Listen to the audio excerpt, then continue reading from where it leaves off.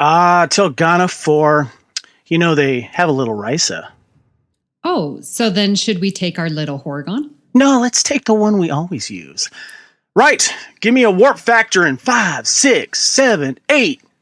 Oh, the jazz.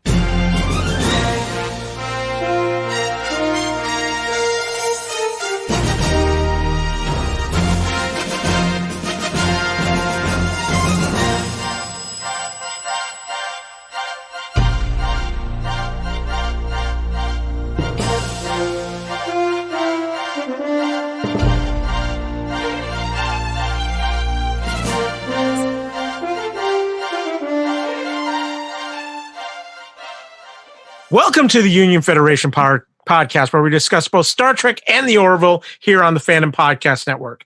On this show, we take an in-depth look at each of these franchises and discover that both of them can coexist in today's fandom as they introduce us to fresh, new, exciting stories, characters, galactic destinations, and so much more. I'm your host sitting in the captain's chair this week. I'm Kyle, but I've got an amazing crew here with me to get the Union Federation out of space dock once again. And it starts with, of course, my co-founder, my co-host on Culture Clash, the host of Blood of Kings, Mr. Kevin Reitzel. Hold on.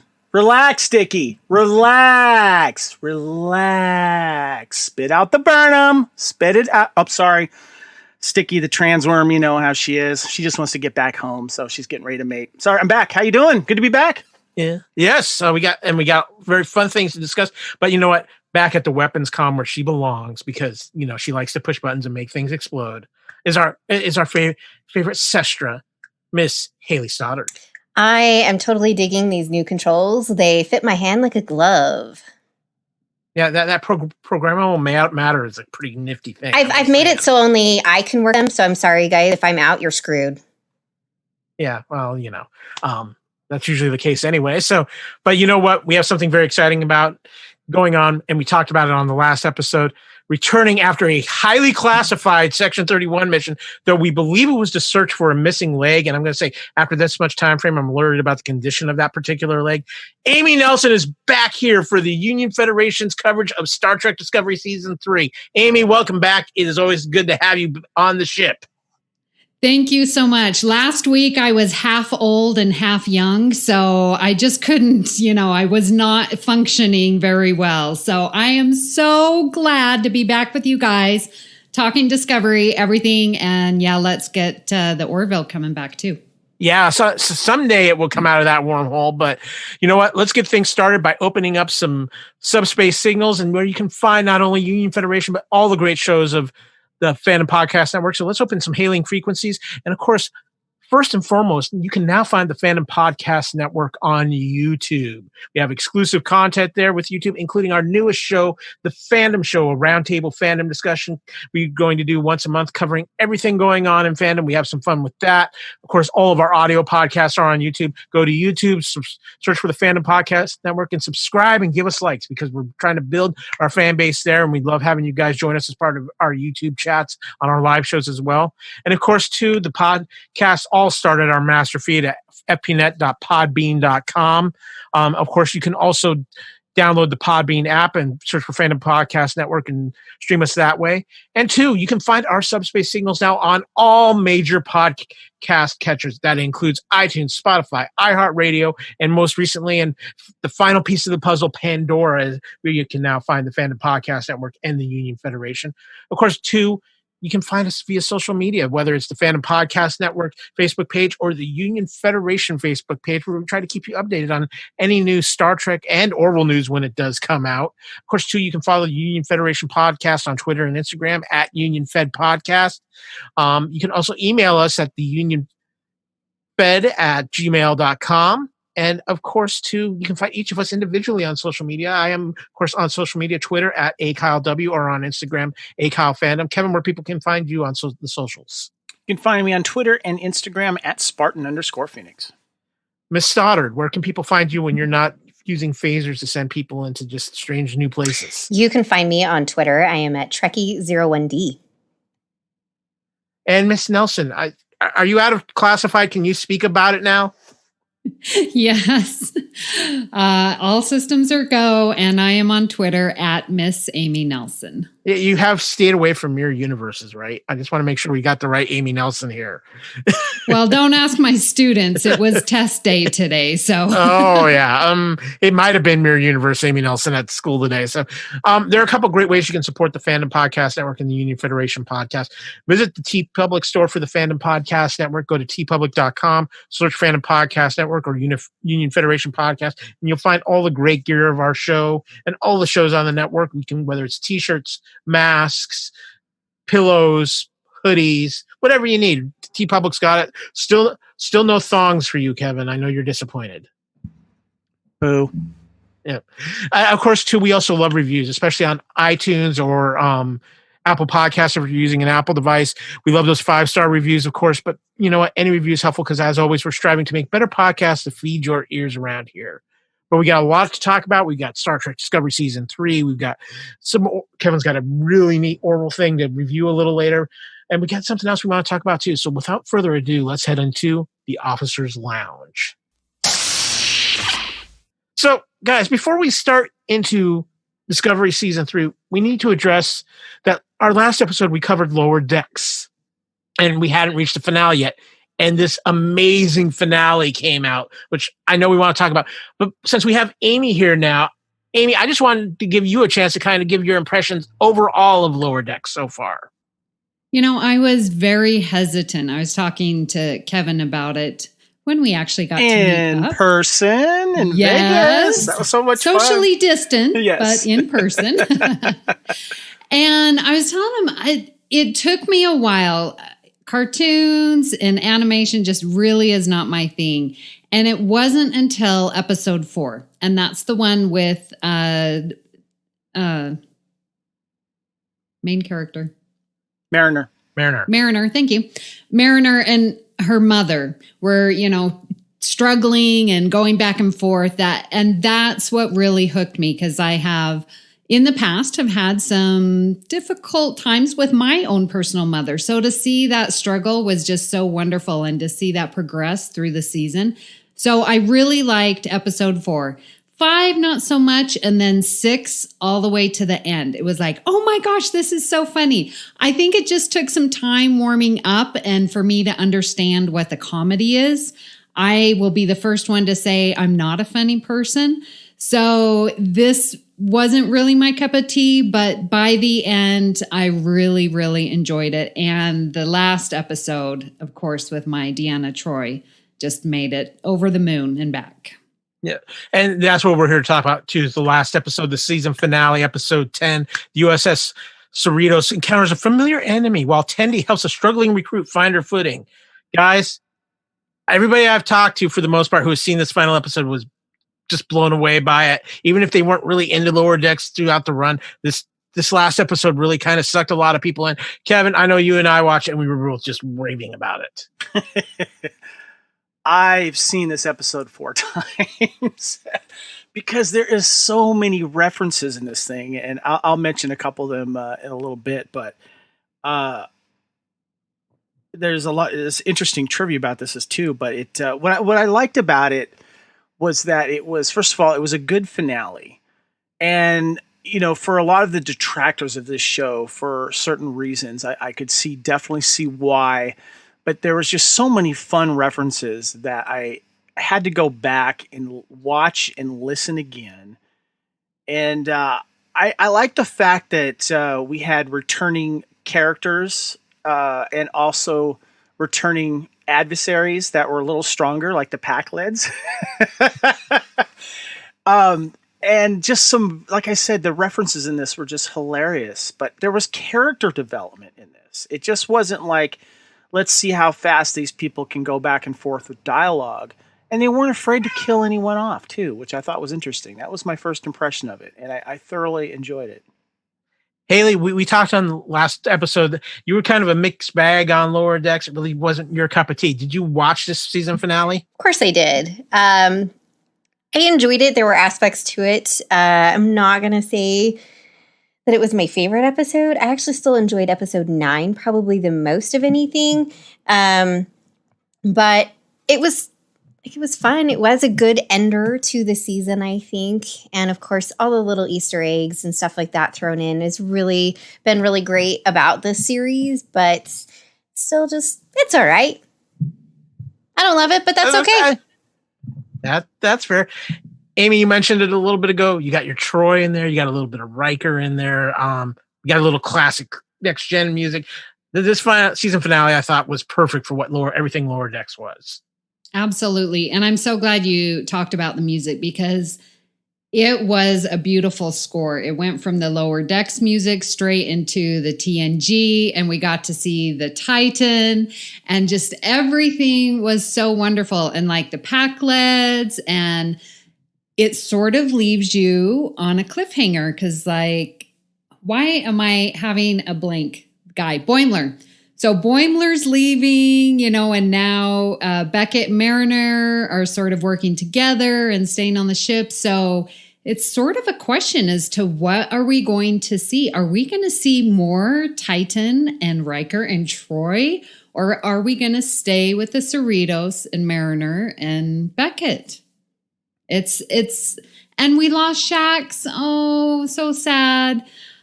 So you're right. There's some questions there that I think we need answered. So I think it's safe to assume you're excited for the already confirmed season 2. Oh, yes. Hey, Hayley, we know you're kind of a mixed bag. Are you going to give season 2 a chance? Or are you going to just... I probably will. Funny thing is, like, I don't care about spoilers, so it's not a big deal. Like, I get on Twitter, and if people are tweeting things, I'm like, nah. More than likely, I'll forget by the time I watch the episode anyway. That is so me too. But I will say, it almost to me felt like probably how fans of... Oh gosh, I'm going to box this. I'm so sorry. When they shoehorned Riker and Troy into the end of Enterprise. Okay. Almost. These are the voyages. Yeah. This almost kind of is the same thing. Like they're like, okay, let's just throw these guys in. And that's kind of how I felt watching it. Was almost like, all right, we're just going to throw them in at the end of the episode. It's almost like that again. But it was nice to see them in animated form. I'm not going to lie. That was pretty fun. It's funny because they're laughing at themselves. Mm-hmm. And I think this is the first time that Star Trek is doing that because they even mentioned these are the voyages, in reference to that how ridiculous that was.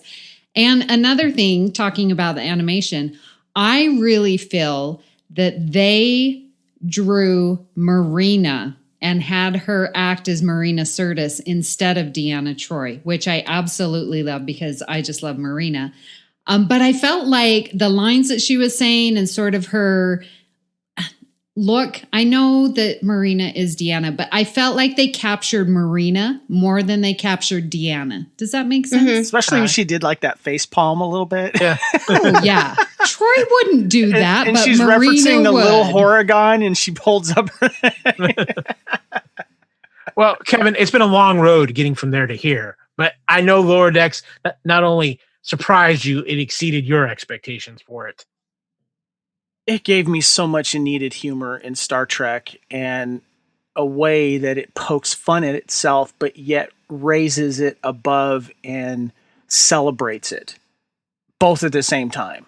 And I love that because it references pretty much all Trek at this point. And I think that that's fantastic.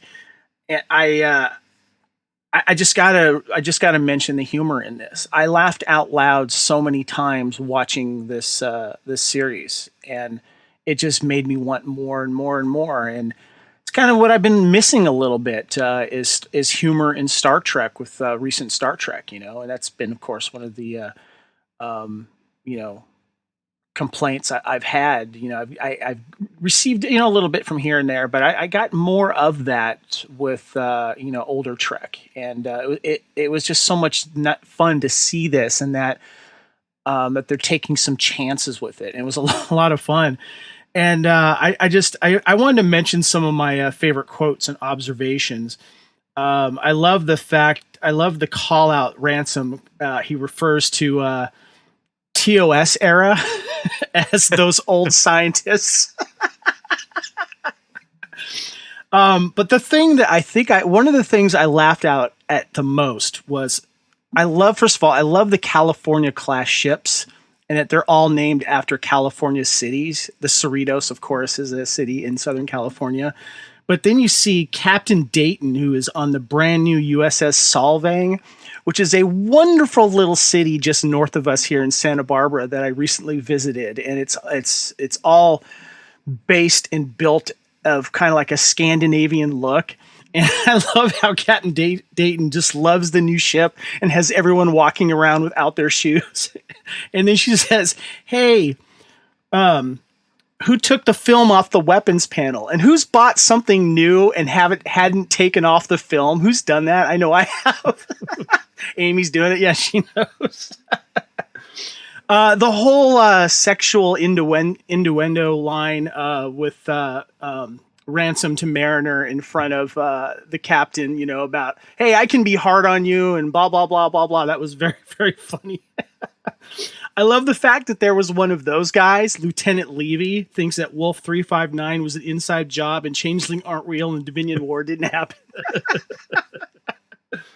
I love Mariner to Ransom, the scene between him and Boimler about who to promote. And she says, "Stuck between a rock and a kiss-ass place." Jackbod the Packlet captain.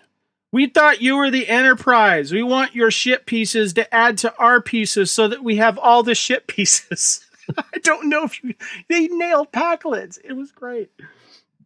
When they were fighting off the Packlet, Ransom goes, "Setting my fists to stun and my kicks to kill."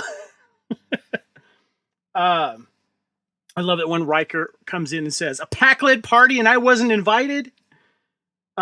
And one of the funniest things I thought was, it was such a great dig to the USS Enterprise E, when Captain Freeman goes, no, I don't want any cosmetic changes to the Cerritos. I hate it when a ship gets repaired and it comes out looking all sovereign class. Sorry, Star Trek ship nerds are laughing hard at that one. Riker to Captain Carol Freeman. "You were sort of my Dajits, but we used to get in a whole bunch of trouble together." Freeman said, "We?" I love the fact that Boimler is getting mad at Mariner and pretty much texting him and saying that sooner or later I'm going to run into you and feed you to an Armis. Oh, I missed that. That's funny. That's funny. Of course, the reference that Kyle said to, "I was watching the first Enterprise on the holodeck, Archer and those guys. What a story. Those guys had a long road getting from here to there." And I just want to say, when that series came out, I was fully invested in it. And that was the one thing that got most criticism right off the bat from Star Trek fans, was that theme song. It wasn't Star Trek. And I was saying, I loved it because it felt like a hair metal ballad. And just one last quote here. Owen Ransom says, "A Tribble Mariner? Hey, that was for personal use." I don't want to know. Yeah, exactly. And one last observation. Aaron Harvey threw this out here. I don't know if you saw it or not. Aaron Harvey's a huge fan of the animated series, and he's written a book about it. I think he's done all kinds of fun stuff with it. When all of those weapons were coming out from underneath the consoles and all the stuff that I guess Riker helped Mariner get, one of them was one of those old helmets that said Spock on it as a toy, because they were just branding anything. It was a helmet with like a light on it. A light siren on it. And one of the crewmen is holding it for like a couple of seconds. So they made that canon, which I thought was great. So in other words, yes, Kevin is all in on season 2 of Lord. Bring it on. Yeah. Well, speaking of seasons coming to an end, as Lower Decks comes to an end, that leads us to finally, after delays, COVID, and everything else, Star Trek Discovery Season 3 is finally here.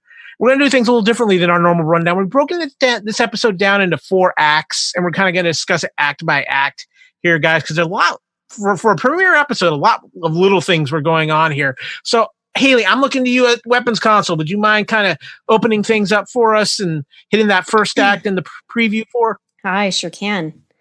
In 3188, Aditya Sahil awakes each day to carry out an uninterrupted routine of manning an old Federation relay station. Meanwhile, Cleveland Booker pilots his ship away from Hema, being pursued and fired upon by Cosmo Trait, who complains that Book has stolen his own purloined cargo.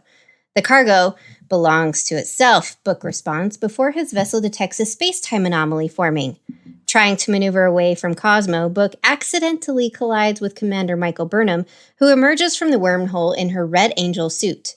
Both Burnham and Book's vessels fall to Hema, with Burnham barely managing to regain control of her suit before impacting in a remote location.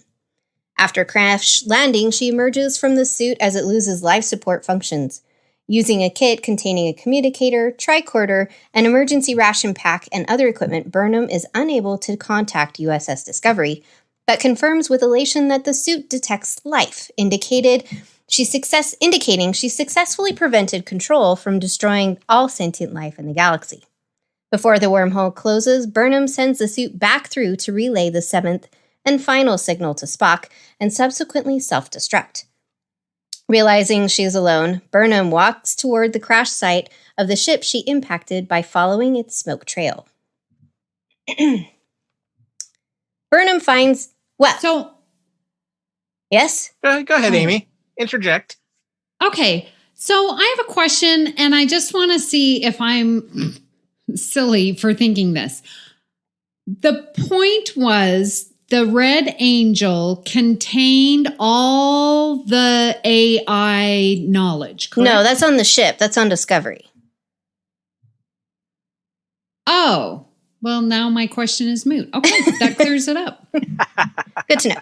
Continue. I thought it was in the suit, and I'm like, she sent the suit back. That's not going to be good. But it's on Discovery. Yes, because it's downloaded on the computer. Okay.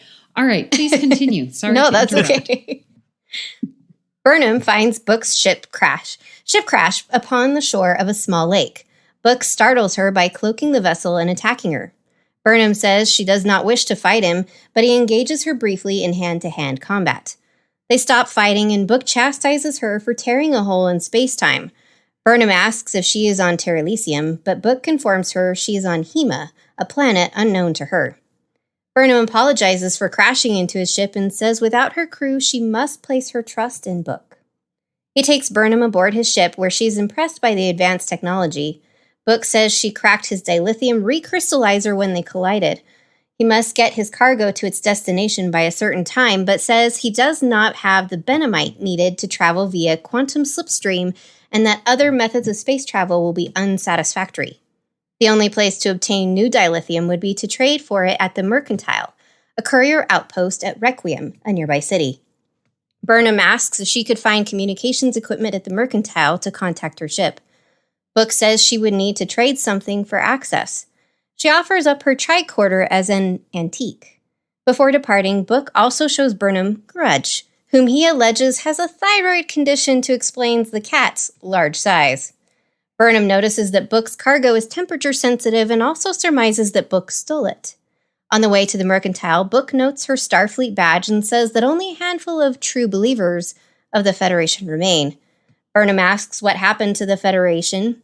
He tells her that it collapsed following the burn, and is surprised to find out she does not know anything about the event in which most of the galaxy's dilithium exploded, destroying most warp-capable ships and killing many.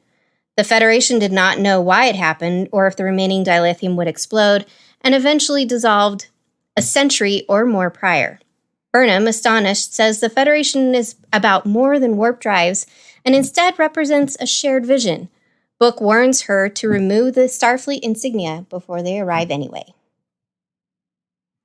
So that kind of sums up our first act of this episode. And there's a lot in a short period that's introduced in this first episode. So I'm going to ask each one of you what kind of stood out here in this first act, because obviously we're coming in from a break of Discovery Season 2. We get a pretty good reminder of what happened in Discovery Season 2, and we're right into it in Discovery Season 3. Amy, you're back on the ships. I want to start with you first, and let us know what you thought of just absorbing everything after such a long break from Season 2. Okay. It's very interesting to see the differences of philosophy between Burnham and where we are now 900 years. Like everyone is very out for themselves. There's scarcity, right, in dilithium. And when we go to mercantile, like everyone is out for themselves. And I'm just like, wait a minute. Where's my Federation? Where's the ideals? Where's this utopia that Burnham fought so hard and Discovery fought so hard to accomplish? And now we get this very bleak, no one has faith, no one has hope for a better future. They're just trying to do. And that's what I got from this first act, unfortunately. And I was like, oh man, here we are again. Just life is terrible. How are they going to overcome? And that's sort of where I was at with this first part. I wasn't excited. I wasn't happy that we went through all of season 2 to end up with this. I wasn't too happy. I will say that the fighting and the choreography of it all is absolutely amazing. She can go head to head with Book and, not flinch. And the cat, I love Grudge. Maine Coons are my favorite. Reminded me of my precious Jeannie, was my kitty cat. And she lived to be 17. That's pretty old for a cat. And it was interesting to only see basically Burnham and Book. That's really all we saw, especially in this first act. And I was confused until I watched it multiple times at the beginning with the bird and the alarm clock. I had no idea what that was. I didn't know what I was watching with this new furniture arising, and like you just stand in front of a mirror and hold your teeth out and get cleaned, And I was like, okay, the technology that they showed us just within this first few minutes of the episode, absolutely amazing. It feels very futuristic. I'm loving the technology that we've seen. Kevin, what did you think going into this first act? Because I agree with Amy. It felt like, are we in for more of the same here? This is what we were. Are our fears being that we've had going in, were they being answered? Now, I will say this: Discovery did top off what they always do. Incredible visuals. The opening scene with the space chase through the asteroid field. Burnham coming out, very Farscape-esque clipping Book ship. A lot of things that stood out for me there, but yeah, it did feel like we're just back into more doom and gloom. Kevin, what did you think? The Mad Max era of the Federation, or past Federation, is pretty much it, but which lately has kind of become a trope when it comes to storytelling, of when you covers different sections of time in a certain story, where I'm sure the writers were thinking, okay, what are we going to do with Discovery that's going to make it stand out? What is the most important thing to Star Trek? Well, Federation and the hope for future. What if we break that down and give a complete threat where we don't have to explain it right away? We throw our protagonists and the crew, the Discovery, past the problem and see them deal with it and kind of go backwards and try to figure out what happened exactly. The first thing that jumped out at me was the filming locations, and I found out these exterior locations were shot in Iceland. The show is normally shot, its sets are normally indoors in Toronto, but they went to Iceland to film this, which is really cool. And a lot of other productions have kind of started to go there. I think Rogue One went to Iceland too, or parts of Greenland. I can't remember exactly, Star Wars Rogue One, but it's a beautiful and breathtaking place, and definitely is great for, in this case, the planet of Hema, which is really cool. The first thing I was thinking of too was like, okay, there's lots of Burnham here. Where's the rest of the crew? Lots of Burnham. Anyway, but one thing that I did notice, and I'll go into a little bit more later, was I was getting a little more humor, which I liked. Yeah. Hayley, one of the things too that was a big thing in this first act of it was addressing the burn. All of a sudden, dilithium's blowing up everywhere. Warp is what's going on with Warp. But there was a lot of little things going on. What did you notice in this first act of the episode? So I'm very intrigued as to like why the burn happened, who it caused it, exactly what happened with this, and how that led to the collapse of the Federation. I'm very intrigued by this. So I'm really looking forward to that little thread being followed throughout the season. One thing that I have to say is I have not been a huge fan of Burnham. I've had Burnham burn out. I actually really enjoyed her in this episode. She got to show some humor, and her facial expressions that she was emoting were hilarious. I loved the scene. I know we'll get to it later when she was high, essentially, and it was hilarious. I thought that was the best part. But her character I didn't find so off-putting as I have been up to this point, which has been really nice, actually. And I know that she's still the number one on the roster, so she's still going to essentially be the lead. But I didn't feel so off-put about it up to this point in this episode. I will say I was watching it earlier and I had subtitles on, and I'm really glad I did because Book mentions that the Gorn basically destroyed. And I was like, what? Okay, wait, I want to know how that happened. I've been watching everything with subtitles now, and I recommend people do because there's a lot of stuff you will miss specifically with these shows, including Lower Decks. If you're not looking at the subtitles, you're going to miss what they say because there might be a sound effect or a music or something like that, and you'll miss it. I enjoy watching at least the first time without them so that I'm not distracted by trying to read the subtitles, and then I'll go back and subsequently watch it with subtitles. That's a good plan, yeah.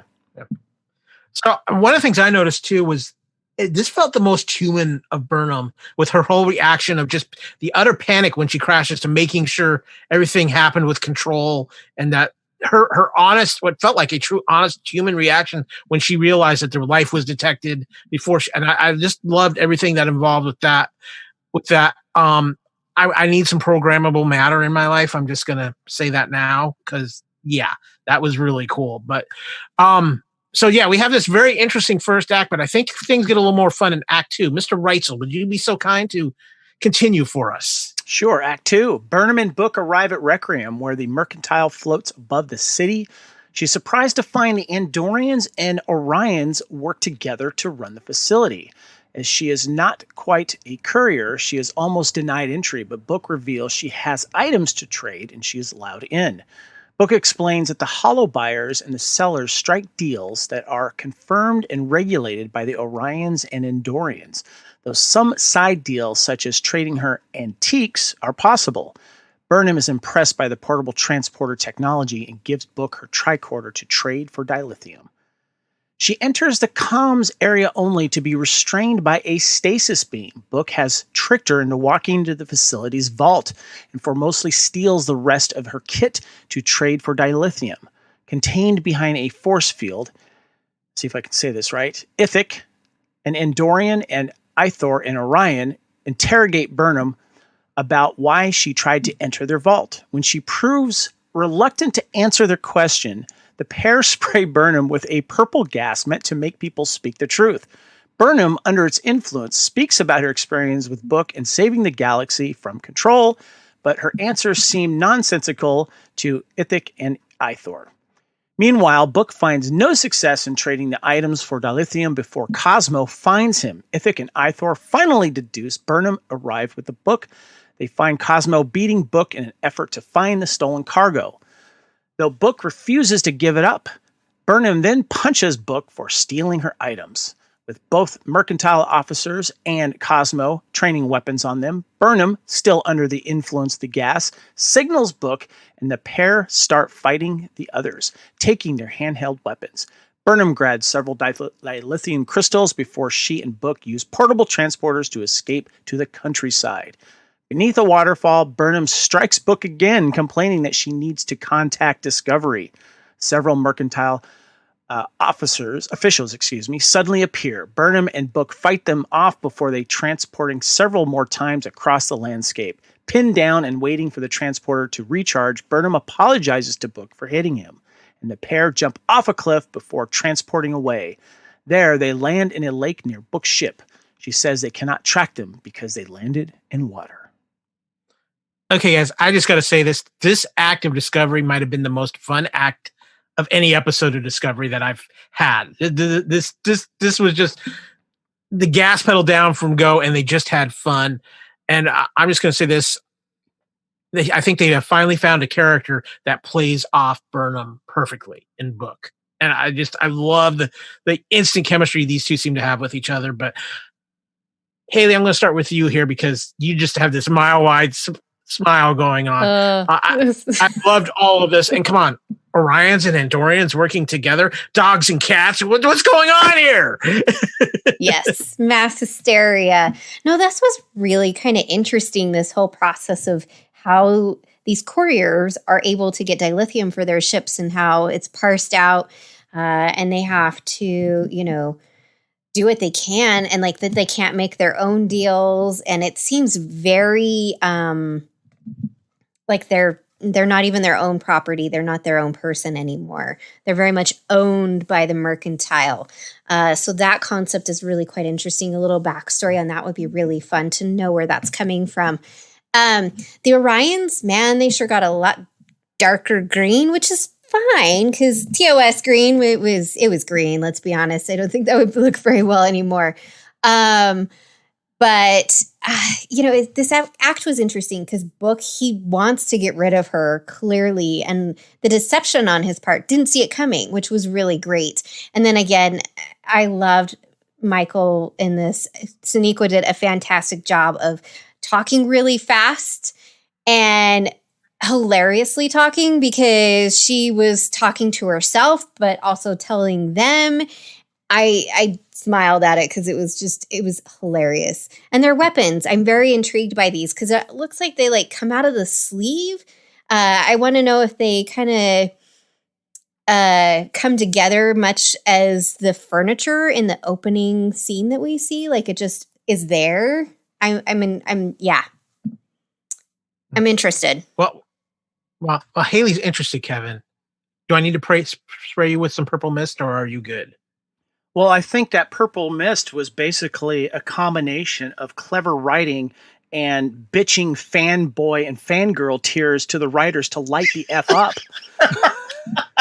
Okay, then let's roll with Mr. Reitzel. So supportive, like she was mad at herself. I'm serious here, but it's funny because Hayley, when you were mentioning earlier, you hit it right on the head here. We've all mentioned burn and burnout, and we'll probably continue to mention burn and burnout, but there's a reason why. I think we like Sonequa more than Burnham. Let's put it that way. When we see Sonequa by herself doing her stuff, she's wonderful. She's great. But Burnham has not been a likable character, in my opinion. And I think that is something that we've all kind of struggled with because we find her supporting cast much more entertaining than her, yet she takes up more of the time because she's the star. And there's a reason for that. But this episode was different. She lightened up. She was funny. Yes, there was the funny scene where she's like kind of taking this very funny truth serum and saying she's 1,000-year-old woman and blah, blah, blah. And she was talking very fast, which was very similar to Mariner and Lower Decks. And so I was kind of happy with that. But even outside of that scene, she was still funny and entertaining. And there's more of that coming later in these acts. And I seriously think that this is an attempt from writers to say, maybe we need to lighten up this character a little bit more and make her likable. Because I have not liked this character at all for the longest time. And you've heard me complain about that, and I'm not the only one that's had that concern. Yeah, I come back to, I think Sonequa one of the things that they're showing with Burnham early on is she's in a totally unknown situation. And so she's kind of a little off of what she normally would be. And I think that's part of it. And again, I think the other part is Book. And Amy, can we have a new Star Trek character that's going to go in the Pantheon? Because at least my first impression of Book has been absolutely wonderful. I have been dying to tell someone about this. Yeah, that scene was absolutely wonderful. It lightened the mood, but yet still was intense because she was being held captive. And am I the only one when she entered the vault and it looked like Wonder Woman's truth lasso on her? Okay, I'm sorry. No. I was like, It's the truth lasso. And then they spray her with truth gas. And I'm like, okay, I so called that. That was so Wonder Woman. I loved it. That was good. And I'm not quite sure. It felt to me, the mercantile, the whole thing, Hayley, as you were talking, it felt like the Mandalorian. Okay, here's your bid. You're going to be my courier. Do this and we'll pay you. So it sort of, to me, that part of it felt very Mandalorian. I don't know if they intended it that way, but that's what I was seeing. And I think you're right. Book is absolutely perfect for Burnham. We all love Sonequa Martin Green, just like you said, Kevin. But Burnham definitely is shining. She's all alone, and we've sort of saw her like she was going to prison. Yeah. But she's alone. And I felt like even though she was fighting and stuff, it was always in the back of her mind, I have to reach my ship. I need to communicate. And that very silent thread goes throughout the episode, and that's her main purpose. And yeah, she's got to take care of other business and deal with this book and deal with the mercantile and still some dilithium and, tell the truth and get all hyped up. But that's her main goal. And I really liked seeing that in this because she was constantly, okay, where's the communications? Where am I going? I need to do this. And I think that sets it up for the ending much, much better in this act. Yeah, I agree with you. But with that, let's move on to Act 3. We'll take this act personally here. Act 3, Burnham and Book dry off next to the water, but Book warns that the aliens will find them soon.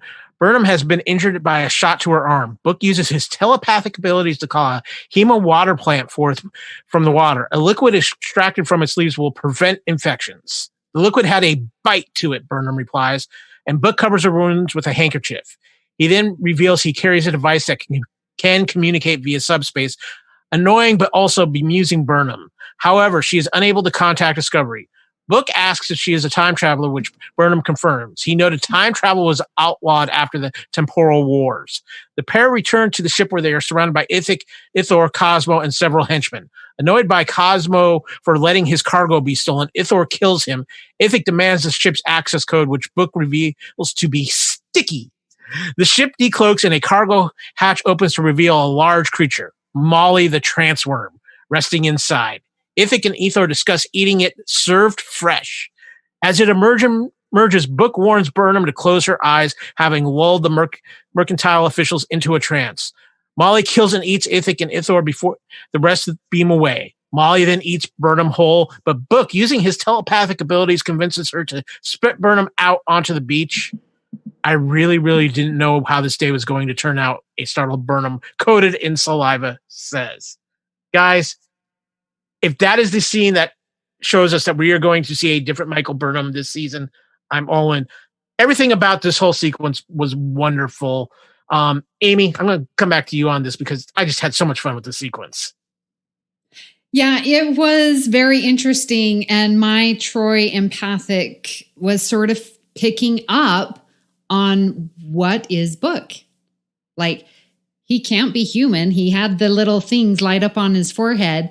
And she even asked, how does that feel to be feeling everything? So to me, my Troy senses perked up and I was like, okay, he's got some kind of sensing ability and that he can call forth. There's something different about him that's very intriguing. And the fact that he carries around a handkerchief. That hasn't happened since the 1800s. So I really like the intrigue that we get from this act. And then we learn. So not only are we intrigued, we learn that he is saving Molly, this trance worm, and he's a good guy. And I love that about this act. And again, we're getting he's sort of taking care of her now. Close your eyes. I'm going to take care of you. Don't worry. So that's now being reciprocated, which is going to make for a great relationship. Yep. Kevin, I know you're a big fan of Molly the Transworm. Was not expecting that. I thought it was great. It's funny because I wasn't quite catching up. I wasn't quite I didn't have the Troy senses going on like Amy did. I was looking more at like the ship and what he was doing. I'm like, okay, wait a minute. He's able to train these things or whatever. I didn't look that far into it. It wasn't until later I'm like, okay, something's going on. But like the whole scene where he raises that thing out of the water to feed the water into Burnham's hand, you're like, wow, okay, something's definitely going on, and such. But yeah, it was interesting. It was visually, it was great too, but I think it was also a good character development scene too, which I really, really did enjoy. And it made me not think about the rest of the Discovery crew for a fraction of a second, which was good. Yeah. Hayley, we don't talk about that Transform event you had a few years back, but you recovered nicely. I hope this seeing Molly on the screen didn't bring back too many traumatic memories. No, I'm good. I went through therapy for that, so thank you. No, I think this was interesting. I definitely did not expect that kind of creature, a space slug, so to speak, I guess. Very interesting, this notion that Book has some kind of abilities. And I know in the next act, he kind of talks about that a little bit. So I am intrigued as to what exactly lineage he is and where he comes from. Just to know the different species that we have. And I will say, with the crew, the officials that were coming and fighting them, did anybody else notice there was one that almost looked, and I'm going to have to go back, but I'm pretty sure was the same race as one of the crew members aboard the Discovery. If you've watched like the bloopers from season 2 of Discovery, Captain Pike Anson Mount talks about the next captain is going to be it's going to be Captain like Octopus Face, and it was like this weird alien. Kind of had like I don't know how to describe it, but I'm pretty sure it was also one of those officials that was chasing after them in the scene. Did you notice the character? Did you notice the other alien species was the same as Morn? Illyrian. Mm-hmm. Yeah. Yeah. So Illyrian, and then there was also a Cardassian. Yep. Spoon. Yeah. And there was also I always forget of the tusks. I always forget. Nausicaan? No, it wasn't a Nausicaan because they have the weird, funky ones. It was one of the original founders of the Federation with the Vulcans and Earth and yeah. I can't remember the name. Yep. Yeah. Anyway, I'm really bad with some of these space aliens, but no, it was one of the other ones, and they never really showed it completely. It was always kind of in the background, but I was like, hey, that looks like one of the officers from Discovery. So it's interesting to see that a lot of the races are still around, even though they're not on friendly terms with each other. Miss Nelson, would you be so kind to read Act 4? Yes. Book's ship travels at warp. Book reveals he has been working to save Transworm since the Federation's fall left no one to enforce the Endangered Species Act. Burnham asks about his connection to plants and animals. Book says his family are killers and poachers, but that occasionally someone like him is born, something to do with balance. Book reveals he is not welcome in his family, but does not wish to be like them. They deliver Molly to Sanctuary 4, where Molly joins other transworms swimming in the lake. They arrive just in time for her breeding cycle, Book says. He reveals he knows someone who might be able to help find Discovery. He takes Burnham to a courier waypoint, an old Federation space station, where they find Sahil sitting at a desk. Burnham identifies herself as Starfleet officer, and Sahil identifies himself as Federation liaison. Burnham asks him to search for Discovery. Sahil is unable to locate it, but notes he can only scan a 600 light-year radius because long-range sensors failed decades prior, leaving the remaining Federation outposts isolated. Sahil asks how Burnham is unaware of the current state of the galaxy. Burnham reveals that she time-traveled from before the burn and the collapse of the Federation. She posits that Discovery may have arrived well out of range or could arrive at some point in the near or distant future. Sahil says he is not a commissioned officer, as no one remained to officially swear him in, but that he maintained the office waiting for someone representing hope to arrive, such as Burnham. Sahil says the Federation flag can only be raised by a commissioned officer and asks Burnham to raise it. My goodness, getting emotional. Burnham commissions him to serve as an acting communications chief to search for Discovery, and they raise the flag as Burnham promises to find her ship and others who believe in the Federation. Okay, Mr. Reitzel, you had to have the feels at the end of this episode. You know what? I started thinking about this whole scene, and even at the beginning of the episode, was the very first episode of the miniseries of the reboot of Battlestar Galactica, where you got that one representative going to that space station once a year or maybe it's once every whatever years, waiting for some type of delegation from the Cylons.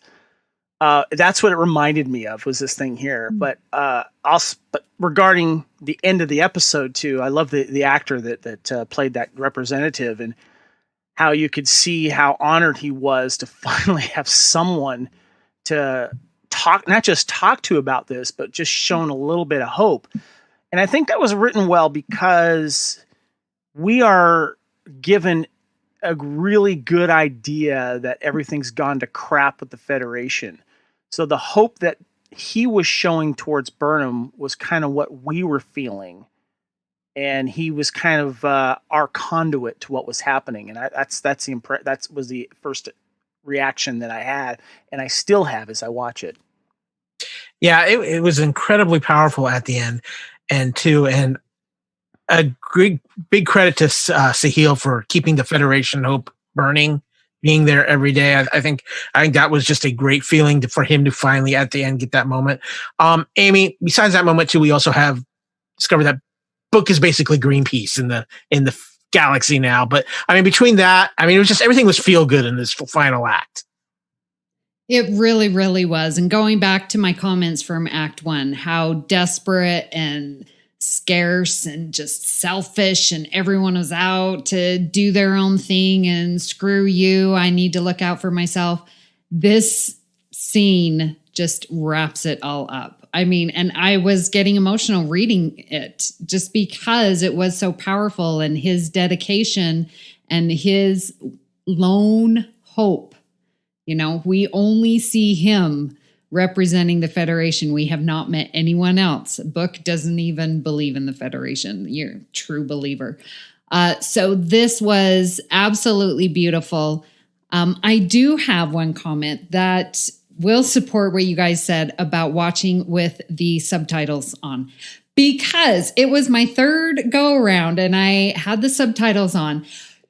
So you guys, I'm a math teacher.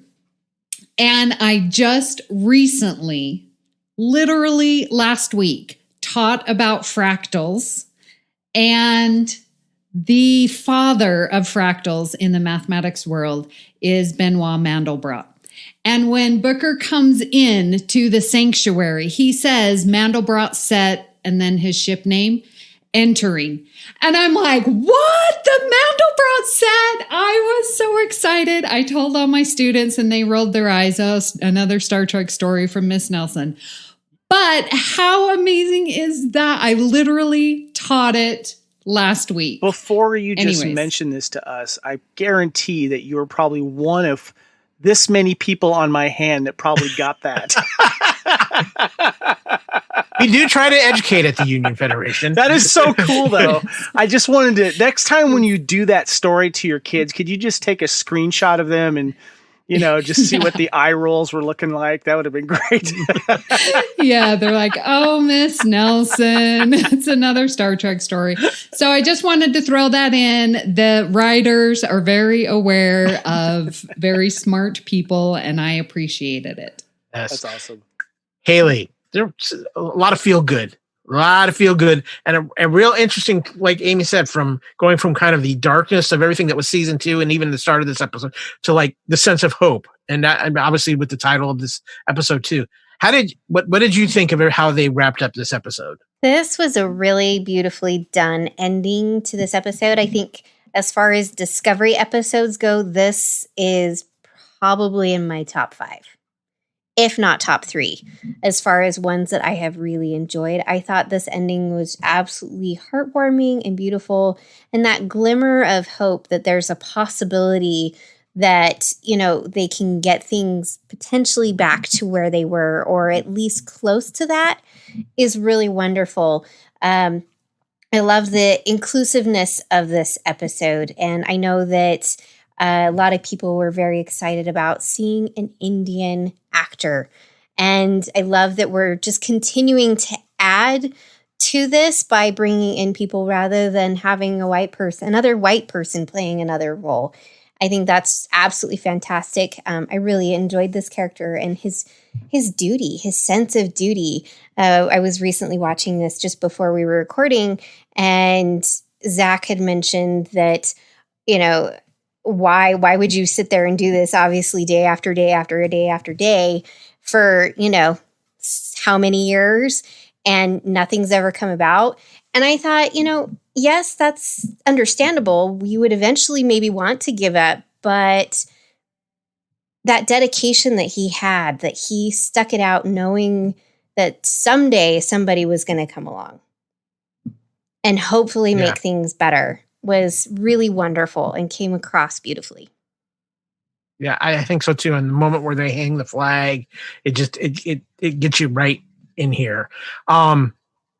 We talk about hope, and one of the things with this episode too for me was at the end of this episode, I felt like we have a sense of hope too of that we're going to break out of what has been some of the bugaboos of Discovery through the first 2 seasons. It really did feel like, hey, we are moving in a new direction, and we're going to see some things. Yes, we haven't seen the rest of the crew yet. I think that's what the next episode is going to be all about. And I just have a feeling that they've realized it's time to take Discovery in its own direction and have it find its own path. And I think having a lot of weights and constraints being trapped in the time frame it was in the first 2 seasons is something that's going to free it up in this season. I really like what we've done with Burnham. I love the book character, so I'm really excited to see what's going to go on with Discovery going forward. But I want to hit something else, guys, real quick too, is the Ready Room is back, and Will Wheaton is back as hosting the Ready Room. And I'm just going to say this.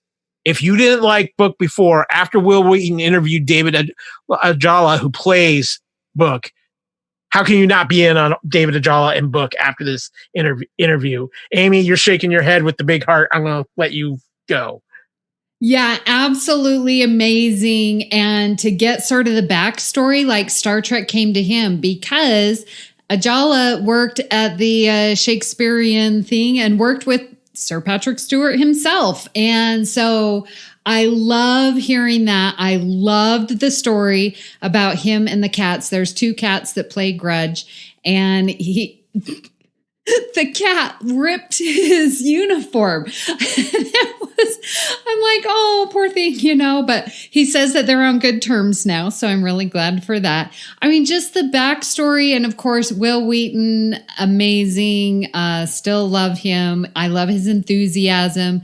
And he asked questions that I wouldn't think to ask because he is an actor. So he's like asking these actor questions. Well, how do you take the Shakespearean theater and translate it into the on-screen, you know, here you're on stage and here you're on a set. And I'm like, I wouldn't even think to ask that.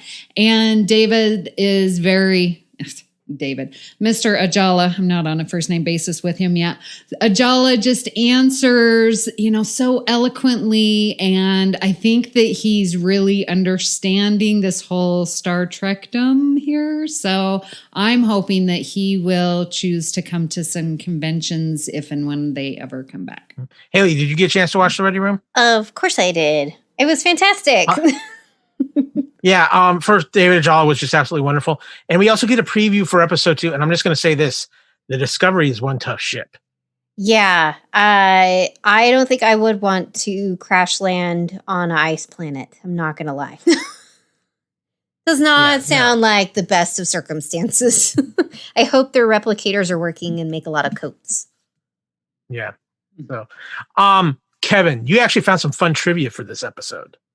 Yeah. By the way, I was trying to figure out what Ajala, for me, what I recognized him from. And I know he's been on a lot of stuff that I haven't seen. I think he was on Supergirl from what I've heard. He's been a bunch of other like cool characters, but he was one of the thugs or bounty hunter guys in Batman The Dark Knight. That's where I remember him from. Just a weird little thing. But so Adil Hassan mentions the temporal war that happened before the fall. This is the temporal war that interfered with Jonathan Archer and the crew of the NX-01 Enterprise in the first 3 seasons of Star Trek Enterprise. And also, as we mentioned before, this is the first episode ever without a white human character. Grudge appears to be a normal Terran Main coon cat. I want to ask you real quick, Amy. You have a coon cat, and Hayley, you have. Is yours kind of coon? No, but she looks like Grudge. Yeah. A bit. What was yours like, Amy? Oh, she was the best, fiercest cat ever. She would like bring us little birds and mice, little gifts every time.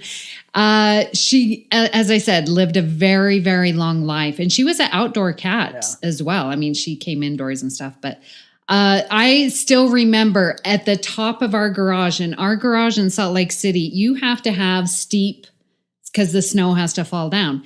And she somehow would just perch herself on the very top of the garage. It had to have been 30 feet up in there. I mean, I don't know. She had to like look at everything, make sure she could see everything. Yeah, and it was everything. her domain. She was the Lion King. Okay. And she, in her older age, I think the birds realized that she was getting older, and they would come down because she would catch those birds, and they would come down and like pellet her, and she would just jump up and try and catch them and stuff.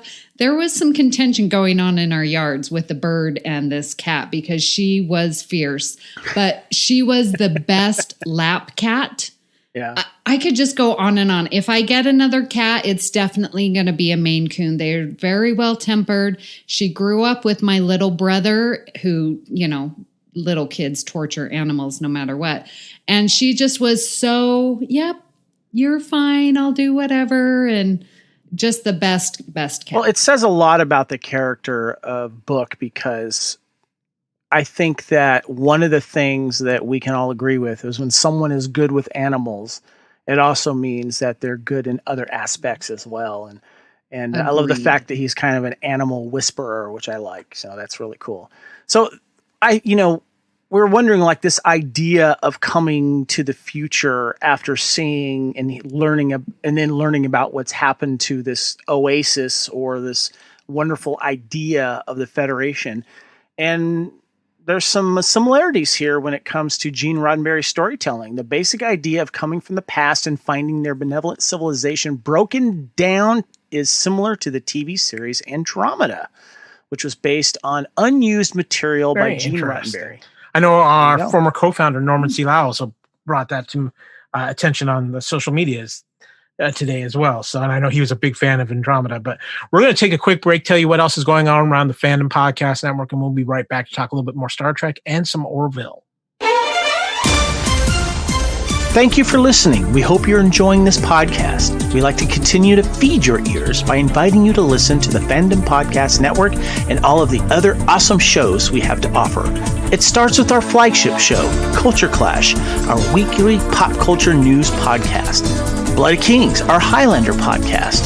Couch Potato Theater, our podcast celebrating our favorite movies. Time Warp, the Fandom Flashback podcast discussing a year in movies and our favorite pop culture topics. End Zone, the NFL podcast. Good Evening, an Alfred Hitchcock podcast. Union Federation, our Star Trek and Orville podcast. Hair Metal, the 80s and early 90s rock metal podcast. Type 40, our Doctor Who podcast. Lethal Mullet, a 1980s and 90s action film podcast. What a Piece of Junk, a Star Wars podcast. And our newest show, Making Treks, a new Star Trek podcast with a deep dive into the final frontier with host Mark Newbold and Adam P. O'Brien. You can enjoy all of these great Fandom Podcast Network shows on our master feed at fpnet.podbean.com. Fandom Podcast Network is also on Apple Podcast, iTunes, Stitcher, Google Play, Spotify, and iHeartRadio. You can also find us on Facebook under Fandom Podcast Network. You can also email us at fandompodcastnetwork@gmail.com. You can also find us on Instagram and Twitter under Fandom Podcast Network. Thank you for listening, and remember, respect others and enjoy your fandom.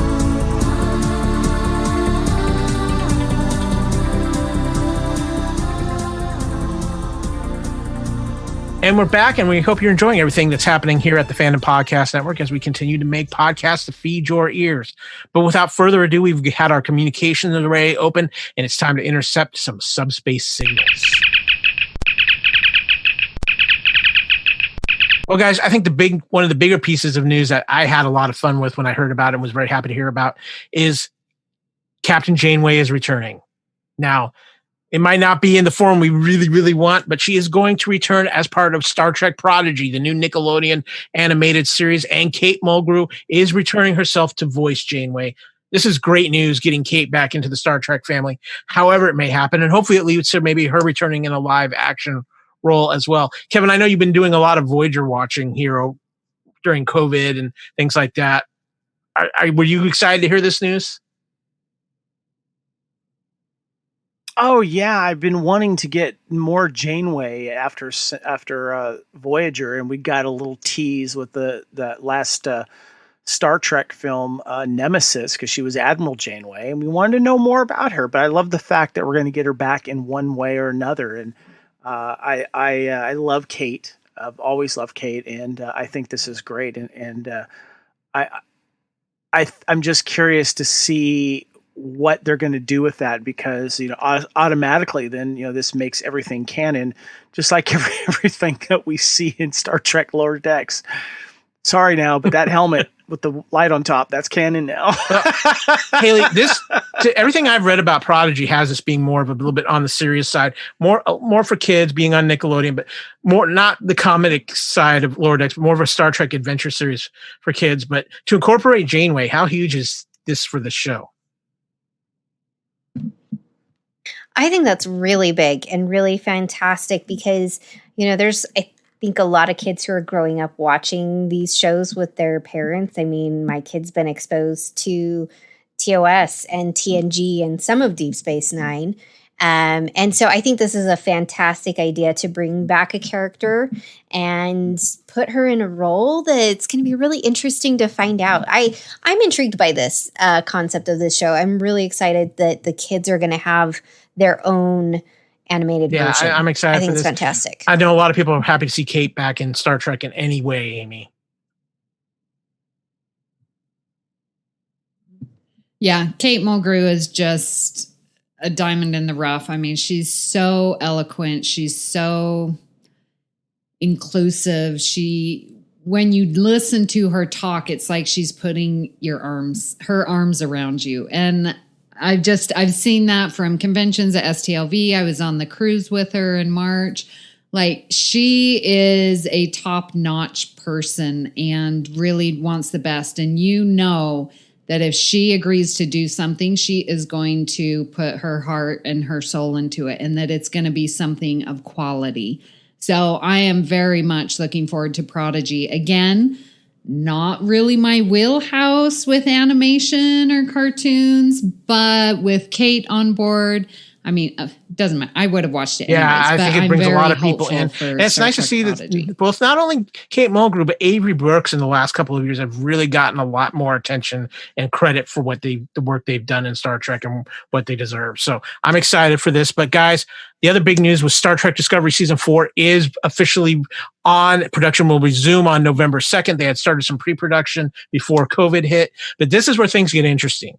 In an interview with the Hollywood Reporter's TV's top 5 podcast this month, Alex Kurtzman said he had the future of the Star Trek franchise mapped out through 2027. Discovery is the flagship of the Starship universe for CBS All Access, which, like other streamers, does not release viewership information.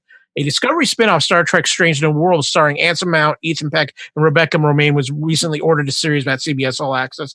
This marks the 3rd live-action Star Trek series and 4th overall for CBS All Access, joining the flagship Discovery, Patrick Stewart's Picard, the forthcoming animated series Lower Decks, another Discovery spinoff, Section 31 with Michelle Yeoh. Also in development, all these for the streaming service. Of course, we've talked about Prodigy a little bit. All the series are from CBS Studios, where Kirkman is under a very rich deal. Also involved Secret Hideout, Roddenberry Entertainment. And of course, we also know CBS Access is poised to be rebranded as Paramount Plus, as parent company Viacom CBS looks to broaden the platform to include more brands from its vast portfolio. Guys, there's been rumors bouncing around all that. Was this going to be the end of Discovery at this season? What was going on? Obviously, Discovery's going to be around for a while. It sounds like Kurtzman has a big plan going forward. Hayley, is this encouraging to you, or are you kind of like excited, or are you guarded a little bit? I mean, I think it's wonderful that we're going to have a fourth season. I can't imagine that we wouldn't. This makes me wonder if they're going to try and shoot for 7, the magic number of seasons in Star Trek. If that's the case, that's just fine, because again, these are shortened seasons, so we're only getting half of the episodes that we used to get. And I think that's wonderful. I will say, everybody should know, I'm very excited about Strange New Worlds. That's like, I mean, really, shout that from the rooftop. As far as like Lower Decks, that's great. Wonderful that they're, going to have another season. I don't know about the Section 31. It's still been in talks. We haven't really heard anything. It's not my thing. Totally fine if people love it. And I'm glad that if they make that and that's your thing, that's fantastic, because everybody should have their thing that they really, truly enjoy. So I'm all on board, and Kurtzman is not fired. Kevin. Kurtzman signed, I think it was a 5-year extensive contract, as you mentioned here, and he had one job basically, was to his bosses, was to get the show rolling on more than one Star Trek project, and to show that there was a plan here. Obviously, they had to pay attention to fans, which I thought was great. I think there's a reason why we are getting all these great shows, and of course, Strange New Worlds. And I'm glad that they're listening to the fans and listening to the feedback. And I love the fact that you're getting a really cool variety of Star Trek. If there's one thing that's not doing it for you, there's something else that might. And I think that's wonderful. And it looks like that he's doing his job. And in order to do his job right, obviously he has a great team behind him. And I think that the bosses are taking notice, because they're weighing everything here, and his ideas and the people that he has around him seem like a good team moving forward, even though it's not going to be able to please everybody.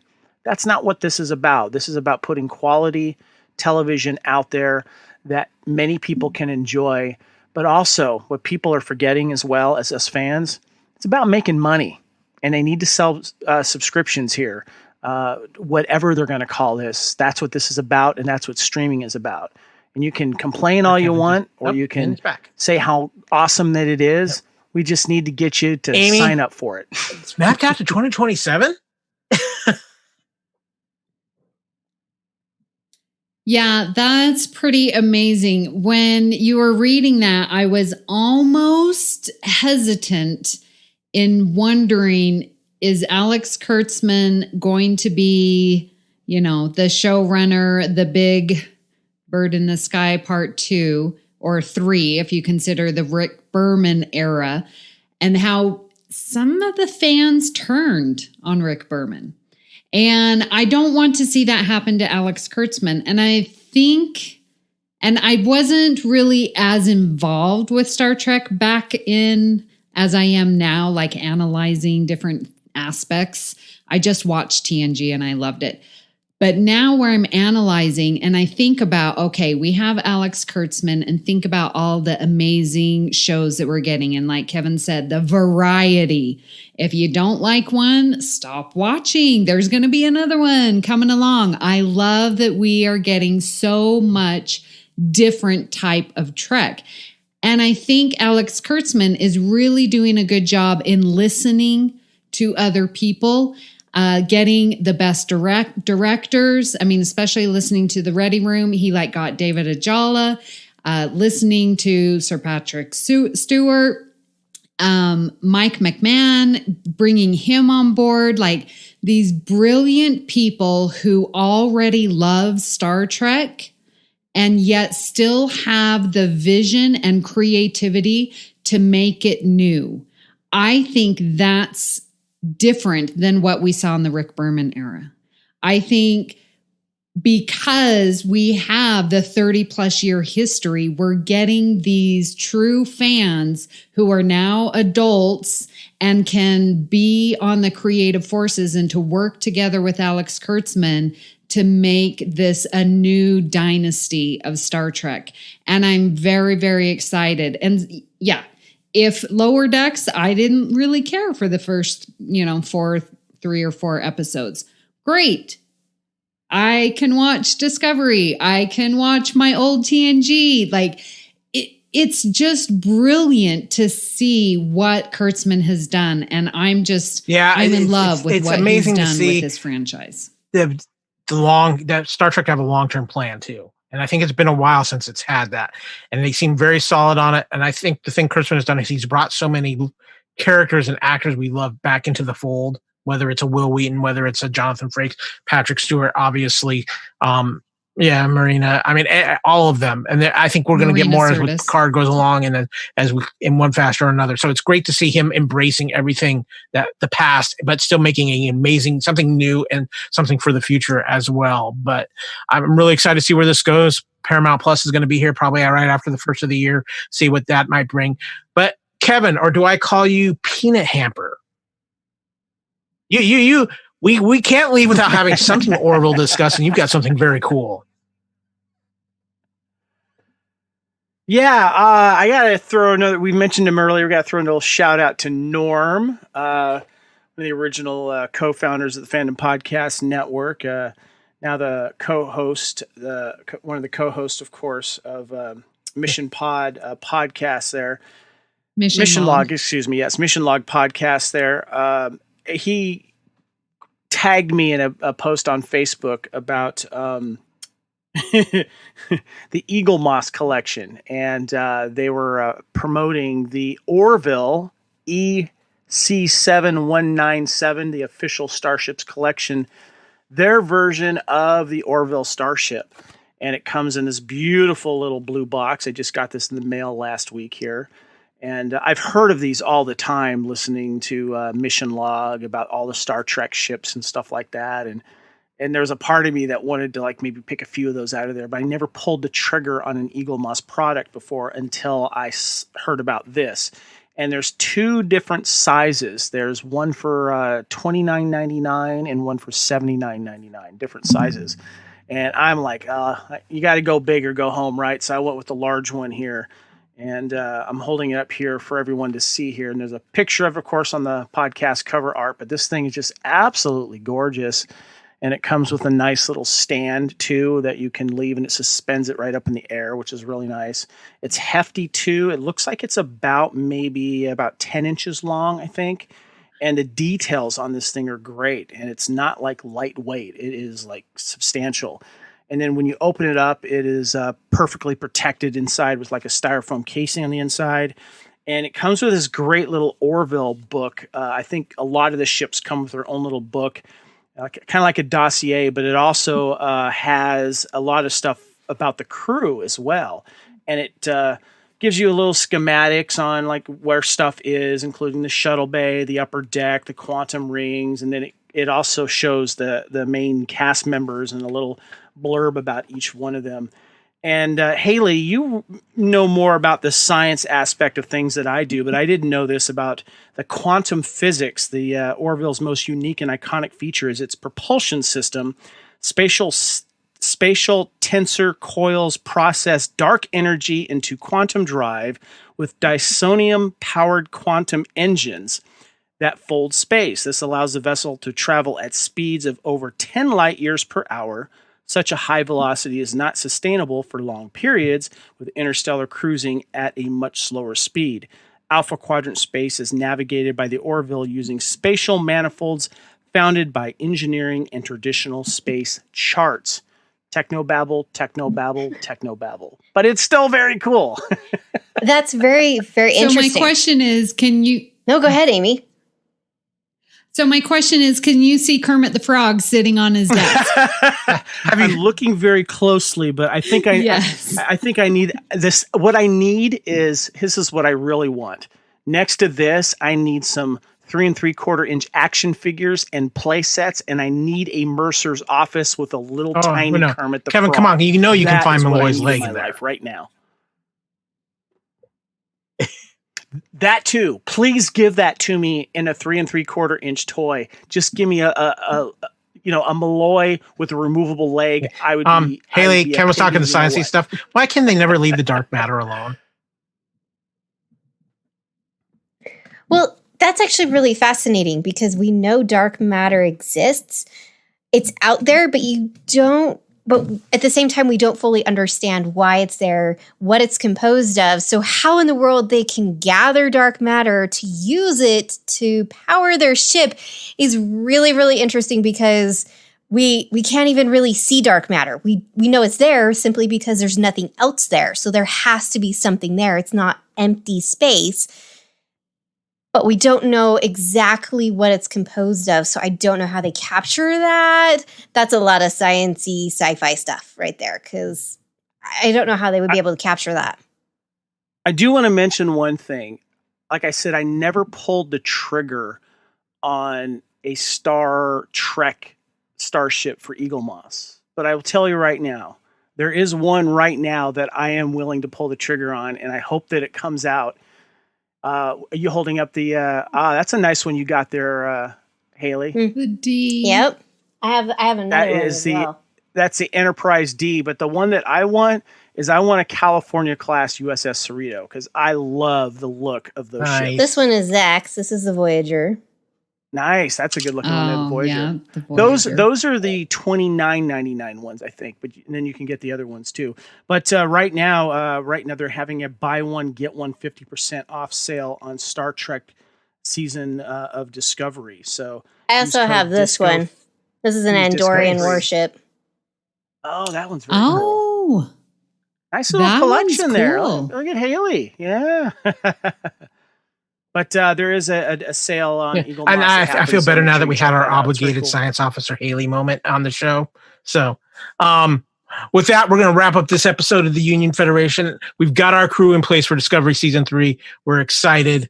Let's go see what's going to happen. We got 13 weeks. It's going to be a wild ride here for Discovery Season 3. I think we're in for some hope, some positivity, and maybe a look at Discovery we've never seen before. So I want to thank Kevin, Hayley, and of course, Amy. It's so great to have you back. The energy is right back on the ship. Everything feels good. So, when we have our counselor and plus she smuggles us bottles of wine. So it really does help wonderfully. So with that, thanks everybody for listening. We will catch you next time. Until then, on the Union Federation, hailing frequencies are now closed.